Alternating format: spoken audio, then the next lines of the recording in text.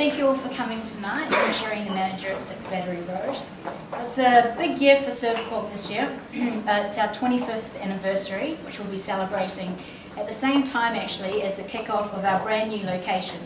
Hope you've all read the Straits Times today. There was a nice big article in there about the new PSA location. So the PSA building, for those of you who don't know where it is just outside the CBD. This is Servcorp's first location outside the CBD. It's to cater for those clients who are maybe in the shipping industry or who don't need an office central city. So it's a brand new building, gorgeous views of Sentosa. Nearby, there's Alexandra Retail, which has lots of supermarkets. Supermarkets, cafes, restaurants, bars. And nearby, Maple Tree Centre has a gym and a daycare centre. So it's catering for everything that you would have in the city, but you're not going to have the hassle of the car parks, rentals, a bit nicer, and just a great new location to be.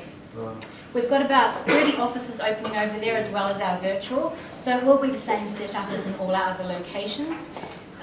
Be the first client in. I'm sure they've got a nice treat for you and a bottle of champagne. So, Jerry, just introduced Jerry Dimos. We're very lucky to have him here today. So, Jerry's got over 15 years of management consulting experience and over 10 years in leadership roles, helping out quite major companies, just with what in lines of what he's talking about today. So, growth, performance, improving your projects, and just getting online and building your business. So, in a nutshell, what he's talking about today is social media and online tools. So he's going to tell you what's out there and how to use them. So for those of you who've got companies that don't have big marketing teams or people that you can use for that, this is where you can really be hands-on and do it yourself.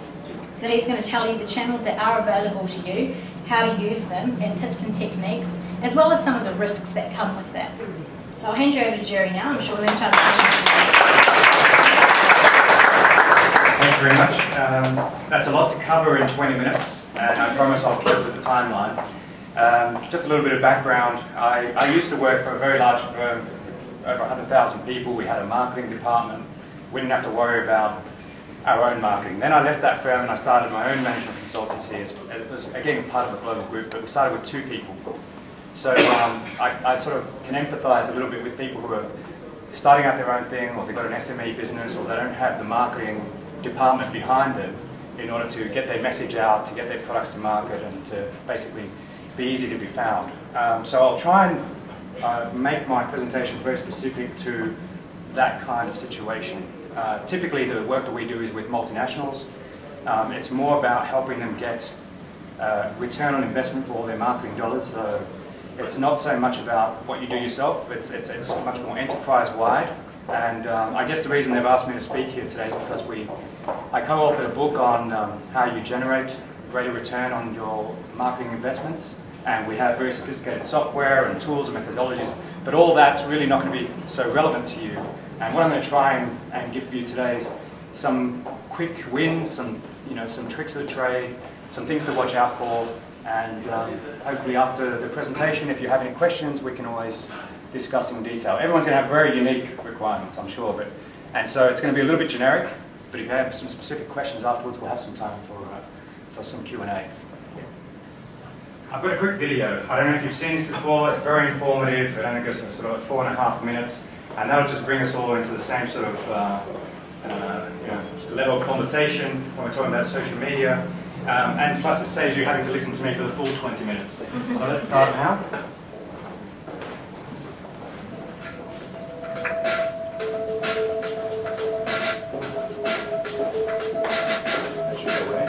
Can you see that? Everyone read that?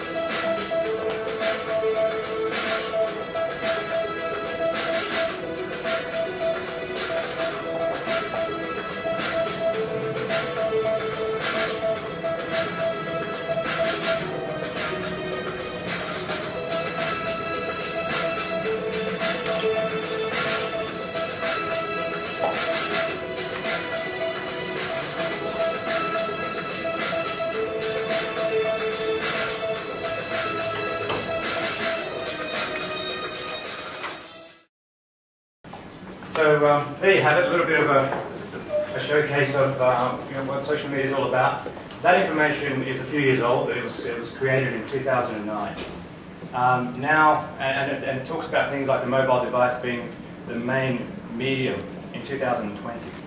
I think we can bring that forward at least 5 years. And right now, a lot of the commerce and a lot of the advertising, a lot of the promotional work that's going on, the first place that people are looking is through a mobile device. The first interaction they're likely to have with your products and services is going to be through some sort of search done through a mobile device. And they'll use a few different mediums. And these are the things you need to think about when you're creating your website and making it usable in order for people to want to use your products and services. So I'm not sure if you're more in the B2C or B2B sort of area, but it doesn't matter. There is equal application in both business to business type commerce and business to consumer. A lot of the examples that we have and the research that we did for the book, by the way, that's the book. There's the cover, also available in Mandarin and Portuguese. So the research that we did showed that there was many examples in B2C where small enterprising firms were able to get global reach through using these kinds of social media tools. A good example of that is Blendtec. Have you heard of Blendtec? They've done a viral campaign online. So they couldn't compete with GE and Black & Decker and all these other big brands in terms of marketing reach. Now they outsell these brands, but when they started they were small, fairly industrial use blenders. So you know the blenders you make milkshakes and frothy drinks and chop up things. As you can tell, I'm not really a kitchen guy, but they use this tool, and basically they just start blend. They knew that they had the best motor, they knew they had the best product, and like all of you, you probably have some unique value proposition. You've got a great service, you've got some product that's innovative in some way, or better than what most of the world is using out there, but the world hasn't discovered you yet. So this is what Blendtec did. They started to blend things that wasn't food. iPhones, iPads, marbles, whatever you want. So people would write in and say, can you show me a video of you blending, you know, a projector? And so they'd break it up and put it in the blender, and sure enough, the Blendtec blade would, you know, stand that test. So it was a very clever way of them getting their message out. It went viral. And the interesting thing was that now the people who are actually making the purchasing decision for blenders in a consumer setting, so you're going into the store, it wasn't really the parents. It was the kids who were saying, no, look, you've got to get the Blendtec because I saw this viral thing. And, you know, they would harass their parents to get a Blendtec blender so that they can blend all sorts of weird stuff at home. So it was a very interesting case study. So we looked at that, and we looked obviously at a lot of corporate examples, you know, Unilever and Dell and others who have used social media to get their message out. And what's interesting is that always, even when it's not a very successful campaign, the cost versus the return on using these kinds of tools is very high. It's typically for every dollar you spend, you know, you can expect to receive something in the order of $1,000 as a result of a successful campaign, or even a mediocre sort of campaign. So, you know, when we're doing the research for this book, what we were trying to work out was what's the one way that we can uniformly measure, regardless of the size of the market or the type of product, we can measure the success that you're having online. And that then sort of blew out into a big project, and it was very complex, but there's a few things that you guys can do, and there's lots of tools out there that are free and very easy to use. So I imagine you've all got websites, and if you don't, then you've got bigger problems than worrying about social media. You need to have a website, and once you've got that website, you need to go and try and use it yourself. It's a very interesting example that, you know, you're always out there looking at your competitors' products, but you're not really using all the links and all the features of your own website. So that's the first little trick would be to go look at what all your competitors are doing, and then look at your own website and see how they compare in terms of features and content. So that's the first thing you probably want to do, and then try and do the same thing using a mobile device, an iPad, or you know, all different types of phones, and then you'll see how different your website looks. You'll see that you know, some sites are using Flash, for example, and you know, the Flash doesn't work on an iPhone device. And I'm like, who'd be crazy enough to use Flash and then not create a microsite which doesn't use Flash? So you know, we've made these mistakes ourselves as well. As a small company, you know, we build our own website, we do all these kinds of things, and you learn the hard way. But you know, there's all the little things like being able to make a call directly from your website. You know, so if I go to your website and I like the products that you've got, and I want to ask you a quick question, one of the advantages that you guys should have is being able to be reached. You know, so if I wanted to ask somebody at Unilever a question, it's quite complex, and I've got to find the right people to get to. But if I want to ask somebody in here about their products and services, you know, you should be able to go directly from the handset and make that call. And I bet most of you can't do that. If you go to your own website and you try to, you know, activate the number or call the number that's on your website or the link, you can't do it. The address, does it bring me straight into Google Maps? You know, these are little usability things that just annoy the end user, and you'll find that most people who go to your website don't stay there very long. I don't know if you get any sort of analytics on your website usage, but you should. There's free tools that Google offers that you can use. You can measure things like sentiment, comments that people are making about your brand, about your site, about everything that you're doing online. So these tools are easy to use, they're free, and you can get all these statistics about what the general trend and what the general sort of flavor or the mood is about your brands and services. So that's one thing you want to do. So then you come back to and say, well, where do I want to be? Do I want to be on Facebook? Do I want to be on LinkedIn? Do I want to have Twitter? Do I want to have YouTube? So depending on your products, again, if you're in a B2C environment, then you probably want to be across all these things. If you're in a B2B environment, then you want to be a little bit more selective. Anyway, there's thousands of different sites and different mediums and channels, but you know, you just want to pick one or two. Again, if you don't have a lot of resources, you don't have a lot of time, you can't manage multiple channels, and stick to the one or two that you can manage, that you can be good at. And what we also find is that with smaller organizations is they start off with a lot of enthusiasm, a lot of activity, and they create a website or they create their first, you know, Facebook page, but then they can't sustain it. So either outsource it to somebody who can do that for you, or don't do it in the first place, because there's nothing worse than out-of-date information about your products and services, or when it's obvious to the consumer or your potential customers that you're not maintaining these sites. So better to have less but do it well, rather than to have lots of different sites all over the place and not do it well. And so now, as a small business owner or entrepreneur, you can reach, you know, the whole world is available to you in terms of reach, and it's growing exponentially. So, you know, you can think about how your products and services will be viewed by international customers and how easy it is for them to transact with you if that's the sort of business that you're in. So, moving along, I mean, I'm sure you all have heard and read, and you know, there's constant information in the press about, you know, the size of Google and Facebook, and if Facebook was a country, it would be like the third biggest country in the world and all that sort of thing. That's great, but it doesn't mean that you need to be there. In most cases, I advise clients, especially in a professional context, not to be on Facebook. And so, because Facebook just does not generate the revenue, does not give you the right sort of exposure for most business purposes. And if we're talking about a consumer brand like Dove or some sort of soap or shampoo or something, then that changes the context. Most smaller businesses, I don't recommend using Facebook that much. LinkedIn is great. There's a few others that you probably should be aware of. For example, you probably have Twitter accounts, but I'm sure you're not using your Twitter account to drive revenue, and I'm sure you're not using your Twitter account for search. Twitter is a great way of knowing exactly what people are doing in your industry about your products and what they're saying offline. Twitter is online, but it's kind of like it's off the grid. It's a more casual way of communicating, and Twitter is actually a great search function. It's a great intelligence gathering tool about what your competitors are doing, about what people are talking about, and where the general trends are going. So Twitter's great for that, and also the second biggest search engine in the world, other than Google, is actually YouTube. So YouTube is another great place where you can start to get a lot of content and start to do research, and you should also make sure that all your website is optimized for these kinds of things. So when I search for something around your product, you should be able to connect what you've done in YouTube with Twitter, with Facebook, if you're using it, and other things like that. So that's pretty easy to do. And it's very inexpensive to get somebody to do it for you if you don't have the technical know-how or the time to do it. And so doing that and having somebody who understands all these tools and runs a PR agency as your sounding board is also a really good idea and a great investment. Just put it down to one of those things you have to do as part of your cost of goods sold. Put it down as one of your selling costs. I strongly recommend for anybody who's trying to build a new business that that's something that you do. Having said that, I'm also involved in other entrepreneurial ventures, so I'm doing this stuff myself as well, so I'm not just giving you advice and I'm not taking myself. It is difficult, and the last thing you want to do at when you get home at 10 p.m. after being in the office all day is worry about this stuff.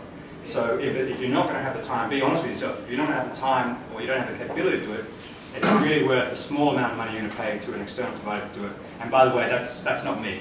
We don't do that, so I'm not advertising for ourselves. But there are plenty of small and enthusiastic and clever companies out there who can help you with this. So again, there are many types of services, there are thousands and thousands of sites. A lot of this stuff is free. And so I guess the thing is here, you have to explore, you have to go out and the best way to explore is just to check out what your competitors are doing and then sort of see, okay, well, are they the appropriate tools for you? There's a good chance that they've done a lot of research, especially your bigger competitors have done a lot of research and selected specific tools and sites and approaches for a good reason. Take that on board and use it as your starting point. So that's another thing that I would say that you would probably want to look at. A lot of people say to me, well, why would I care about social media? This is only for young people and millennials and Generation Y and all that, and that's all complete rubbish. The people who spend the most amount of people online are over 40, female, and if you're doing anything around video content, it's probably going to increase your ability to sell by something like 30%.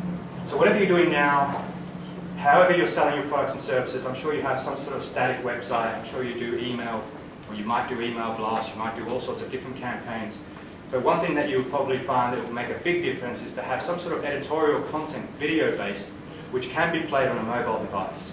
So whether you're selling wine or whether you're selling professional services, tax advice, whatever it is, some editorial, some information, some insight that you have, some knowledge, anything, even if it's already been played out 100 times before by your competitors, now you brand it as your own and you put it out there. So the interesting thing is that most people don't realize is that the fastest growing segment of the online community is the retired sort of generation now who have got the time, who are learning about these tools, who are finding it fun to connect with their families.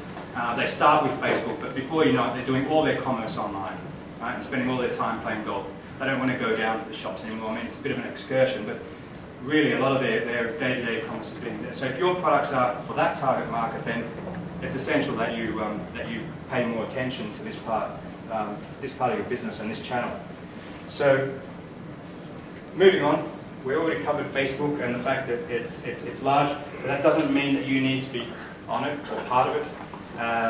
And almost all Facebook sites that I've seen from a commercial point of view add very little value, are difficult and expensive to maintain because you need almost full-time attention to it. So my advice obviously is stay away from it. Social media is not Facebook. There's a lot of things you can do around social media. In fact, the term social media kind of irks me a little bit because all media is social by its very nature in that it's intended to be consumed by people. So I would say that when you talk about social media, you're really just trying to say, how do I get knowledge about my products and services out to my target market? And the great thing about social media is that if you do it well, unlike advertising, it can be very effective in reaching the target market. And so most of the advertising spend is ineffective, and our data shows that it's hugely wasted time for, specifically for certain types of products and services, to be advertising either in print or TV or radio. And a lot of the work that we do for major brands is helping them determine how they should allocate their budgets. Invariably, we always come up with a conclusion that move away from TV, move away from print, move away from radio, and do more below-the-line activation, which means standing on street corners, handing out leaflets, spruiking effectively, and online. Because online, I can measure exactly what's happening. I know how long you've been there, what products and services you've seen, what you're interested in. You might even leave your details behind and ask me to call you back. I mean, that sort of interaction doesn't happen as well. We can't measure it, we can't track it as well when people are going into your store, if you have a store. So yeah, it's very important that you start to look at some of the different sites and then start to use these in an effective way. So the obvious ones are the social networks. Doesn't mean that you need to be there as a business, but some of the things that you probably do want to do is go to Wiki and see, are you on there? Is there anything about your products and services on Wikipedia? I'm sure your competitors are, especially your larger ones. There'll be something there about how the company was founded, what their products are, what the ingredients that go into those products are all about, where they come from. So, I would say that you probably want to do that immediately. Start to look at podcasts. They do take a bit of effort, but then once you start getting those going, you can also outsource the content creation of podcasts. It's also a great way of getting subscribers, and then you know who your subscribers are. There's a good chance that they're probably going to be something like 7 to 8 times more likely to buy from you than non-subscribers.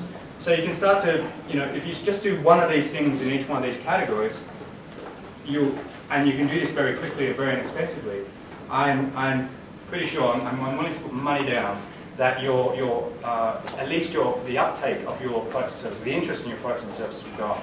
Whether you close a deal or not depends on your salesmanship, but you'll definitely get the pipeline growing. So that's the awareness. You can't get nobody can buy your products unless they're aware of your products. So this is all about the awareness. After the awareness, you start to use a higher level of detail, or more detail in your products and services, using things like wiki and brochures and videos that go into technical detail. That's how you start to get consideration for your service. And then purchase comes somewhere 2 or 3 steps after that. So it really would help you if you started to look at some of these sites and how you bring it in. I'm sorry if I'm going too fast, but I do want to finish on time so you guys can get back to drinking and interesting conversation. Social media is real. It isn't a fad. It's not going away. It's only going to increase. All the major brands are shifting major budgets into digital. That trend will only continue. There will be further convergence across all the platforms, all screen real estate. Think of the laptops, iPads, and all that sort of thing. Will eventually converge, and there will be nothing that is static. It's all going to be mobile. Everything's going to move with you. And a big part of that is that there will be screens everywhere. And so this is kind of my 2020 prediction, is that a lot of people, these screens will just become part of furniture. And you won't carry laptops around as much anymore. Everything will sit in the cloud. So a lot of that will happen, but it won't happen uniformly. Like all things, you kind of need that critical event to happen. So a lot of the tools that exist now, the technologies that exist now, but you need certain things to happen all at the same time for it to sort of gel and take effect. But one thing's for sure is that if you're not doing this stuff, you're definitely creating a disadvantage for yourself against your competitors. Right? You're deliberately disadvantaging yourself if you're not doing any of this at all. So one of the things that you probably want to look at is, I don't know what your marketing spend is, I don't know how much you would probably spend on advertising, but whatever it is, you have to ask yourself how much of that can you allocate towards digital. And I would put as much of it given the sorts of businesses we're talking about, put as much of it as you can into digital. And so you'll find that the information you get back and the response rate will definitely increase if it's done properly. So the interesting thing here is that you know, sort of the digital word of mouth or referral is very important. You know, when a friend recommends something to you, you know, statistics indicate that you believe about 75% of all referrals are come from people you trust. People you trust can be extended to people you trust that have friends that they trust. And then there's the expert opinion and the independent observers that are part of the ecosystem that also add critical mass to whether or not people should buy your products and services. So what's important here is how you understand that, is how that link all connects and how well you understand that. Because you're probably trying to get to this person here, but you need to get through these people who are all going to advocate your brand in order to make it work. And so we are getting towards the end, just hang in there. The next thing you need to think about is who are you targeting, what are you trying to sell them, where are they at?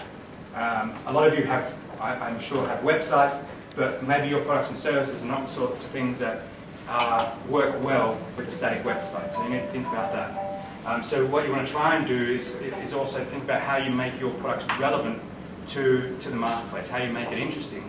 So Blendtec, pretty boring kind of product. It's a blender. Most people buy one, they leave it in their cupboard, and then it comes out once a year. But these guys, they're a little bit creative. They managed to make it interesting, and so this stuff is viral. Now you've got people advertising for you, and you've got a lot of people who are forwarding around your message, which is also critical. A message that comes directly from you as the seller is nowhere near as powerful as a message that same message coming from a friend or coming from a neutral third party who's recommending or highlighting something interesting. So now when you do all this, you are also putting yourself at a little bit of a risk, because the more visible you make yourself, the more of a target you can possibly be. I mean, it's possible that people can deface your site or break in. It's possible that they can write negative reviews. I'm involved in another business and people write reviews all the time. Thankfully, most of them are positive. But when you do get a negative review, you need to have a very effective way of dealing with that, and quickly. Time is very, very important. So unfortunately, the internet has a permanent memory. That negative review is there forever. And it takes about 6 positive reviews to neutralize a negative review.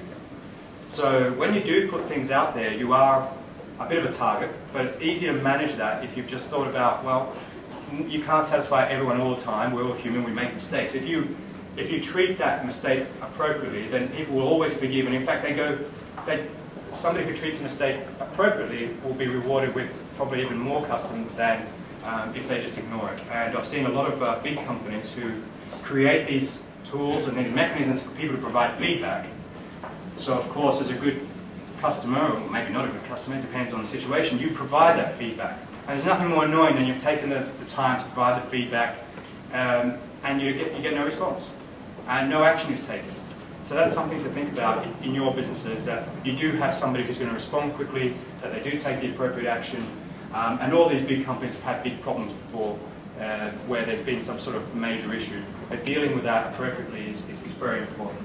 And it's not a matter of if it will happen, it's a matter of when it happens. So that's where your PR company or whoever's helping you with this will be invaluable.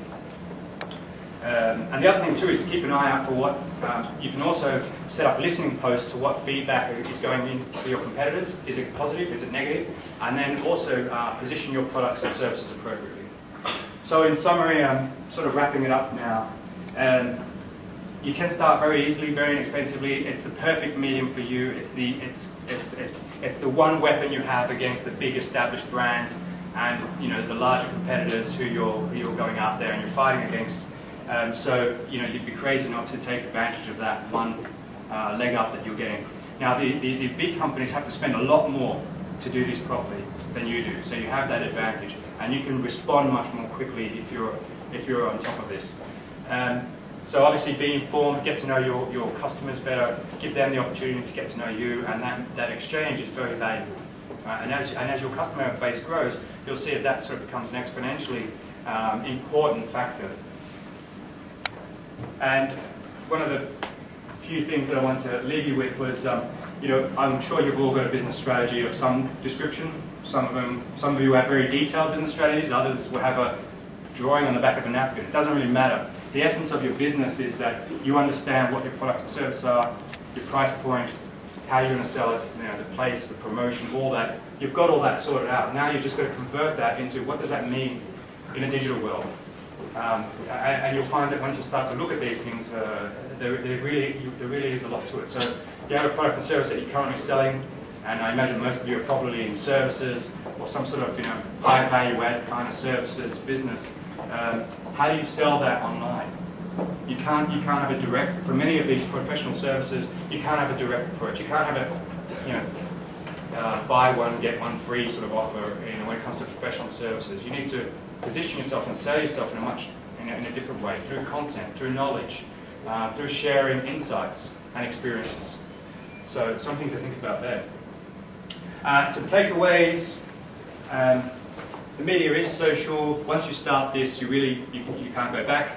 You need to have resources assigned to it. The worst thing you can do is set up your, you know, make a big splash with all sorts of different media channels out there and then not maintain it, or not respond to comments, or not be part of the community. The one thing that's good and bad is that you can get your message out there very quickly.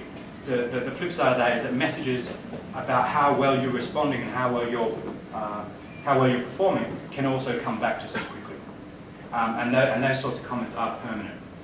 And so, you know, you don't have to be a first mover. In fact, for many of you, it's actually a good thing that you have almost a blueprint that your competitors have probably already set up for you, that you can imitate, improve on, evolve, and develop. Don't try and create it all yourself, starting with a blank page. And one of the things is, I find, is that the big companies have a lot of challenges around internal data structures and the silos that they've got across their business, which is restricting what they can do. So you need to be a little bit more creative. You can be more creative, you can be more innovative, and you can move much more quickly than they can. So that's one of the key things that your digital space, if you like, is going to enable you to do. So word of mouth is still the most important thing you can hope for. The best thing that you can have out there is somebody who's recommending you. I'm not sure how many of you have ever received a phone call from a complete unknown customer as a result of a referral. Just imagine that's happening now online all the time, 24/7, all year round, and it's happening digitally. So who's recommending your services? And who's recommending your competitors' services? And are they objective? And one thing that you should avoid, because people always find out, is placing, you know, your own reviews. So your own reviews saying, well, you know, Jack's a really good guy, you know, he's the best consultant we've ever had, and then they find out it was actually Jack who put it up there. That's a credibility destroyer, and you can't get that back. So you'd avoid that. And is social media taking over marketing? No, but it's definitely going to be the main way that small businesses will compete and get their products and services into the marketplace in a cost-effective way. So I'm going to stop there now. We can have some Q&A, and then, you know, please continue to come and grab drinks and socialise. Do we have any questions? Yes. How do we find out if someone placed their own review? Well, the good thing is that the internet police are out there. They usually find out somehow. If you disguise it well, it doesn't usually come out. Most of the reviews for products and services out there are paid. They're not earned. So you've got your owned media, which is your website. Some blogs you might be creating. You've got your earned media, which is, you know, people are saying things about you. They're referencing you because of something clever you've said or some survey you've done. But you know, what we've found is I haven't personally discovered these people, but I'm reading reports all the time about big brands who have come to us and said, look, you know, we're getting this discussion going online about the fact that we're placing our own reviews in there. What do we do with it? You know, how do we deal with that? And I said, well, don't do that for a start. But I think the best policy in this case is honesty. Because before I buy a product or use a service, yeah, and I'm reading remarkable reviews, and I'm thinking, this is too good to be true. Yeah. How do I know you didn't put this up on your service? It just comes out in the wash eventually. I mean, you know, it's like a lot of times you don't know when somebody's lying to you right to your face, but you find out later on. You put some things together and you find out. There are people who there are agencies and firms terms that do nothing but validate some of the feedback. A lot of the big producers and consumer brands will make a disclosure if there's somebody there who's actually reviewing for them. So there's somebody who's a paid expert. So if we pay Robert Parker to do a review of our wine, we should disclose that on our website, as opposed to just saying that he just loved it so much. But you know, we paid him $100,000, and therefore he said some nice things. So that's one thing I would say is that the big brands will definitely disclose. There's a lot of pressure on smaller businesses to generate income, to get the customers, to pay the bills, and they sort of get caught out eventually. And there are agencies who do that. I know a lot of the media agencies as well are going out there and doing the work for them. So a big brand will go around and make sure that everyone is staying on it. So if I'm Unilever and I'm producing a shampoo, and my competitor has another shampoo, similar attributes, but for some reason they've got 100 reviews on there saying how good this shampoo is, I'm very incentivized to find out what they're doing. And I dig deeper and deeper and find out more, and eventually it comes out, and then that becomes my new platform for we're honest and they're not. So, and then it discredits everything in your portfolio. So that's a long answer, but pretty much that's what it is. Any other questions? At the risk that I'm going to be taking away the time you've got to drink more wine and eat cheese. I will be around if you want to ask me a specific question relevant to your business. So, last chance? No? Okay, thank you very much for your attention.